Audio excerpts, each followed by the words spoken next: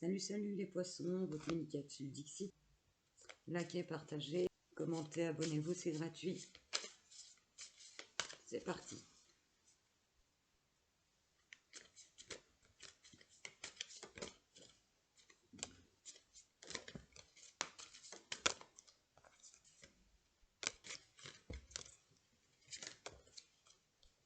Attention à l'emprise.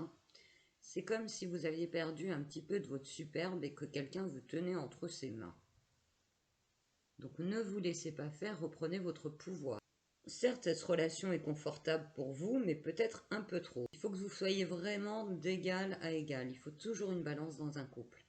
Donc c'est pas que vous êtes malheureux, vous n'avez pas affaire à une personne atroce en face de vous, mais ne vous laissez pas manipuler. Moquez-vous des conventions. Ne vous dites pas je suis l'homme, donc ma femme c'est ma princesse, il faut que je la traite comme ci, comme ça, comme ça. Bien sûr, il faut bien la traiter, si je prends cet exemple. Il ne faut pas tout accepter non plus. La personne que vous fréquentez, c'est quelqu'un qui a quand même plusieurs personnalités, qui peut porter plusieurs masques, qui peut également être dans une moindre mesure, donc cyclotimique. Cette personne peut aussi bien vous entourer d'amour que vous ignorer complètement. Vous sentez impuissant, impuissante face à cette personne. Vous avez tellement d'émotions, tellement d'amour à donner. Vous retournez un petit peu en arrière, comme si vous étiez un enfant, vous êtes émerveillé par ce partenaire ou cette partenaire.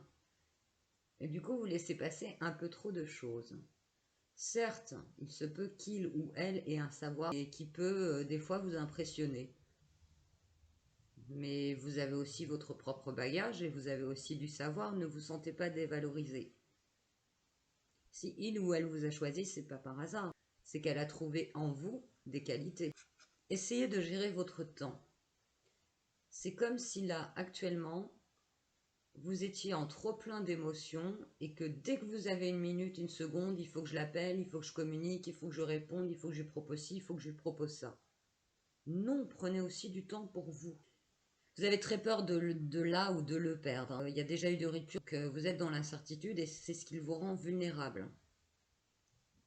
Vulnérable à son autorité.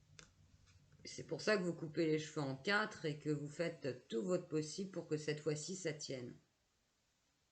Mais si c'est la bonne personne, ça tiendra de toute manière. Donc vous voyez bien qu'il y a quelque chose, il y a un comportement à modifier. C'est bien d'aimer, c'est bien de donner. Je suis juste en train de vous dire d'oser. D-O-S-E-R. Vous êtes toujours aussi stupéfait ou stupéfaite que cette personne s'intéresse à vous. Il faut revoir l'image que vous avez de vous-même. Refermer le livre de votre passé avec cette personne et réécrire une nouvelle histoire. Et votre relation s'en portera mieux. Elle sera beaucoup plus équilibrée, beaucoup plus saine. Et elle grandira encore plus.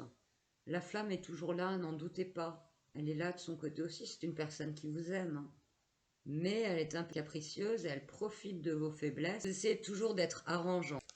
Oui, il y a eu des disputes, oui, il y a eu potentiellement des trahisons, oui, il y a eu des ruptures, oui, il y a eu des va-et-vient, ce qui ne vous met pas en confiance. Mais on ne peut pas faire vivre un couple sur de la peur. La peur de manquer, la peur de se refaire rejeter, etc. Ça ne fonctionne pas comme ça. Il faut vraiment faire un travail intérieur sur vous. Vous avez déjà par le passé surmonté énormément de choses. Alors certes, dans le domaine sentimental, vous êtes plutôt faible, parce que quand on aime, ben, on a des faiblesses, on laisse passer certaines choses qu'on ne devrait pas laisser passer. Voyez votre attitude, vous verrez, vous serez encore plus respecté, plus aimé par cette personne. Bye bye.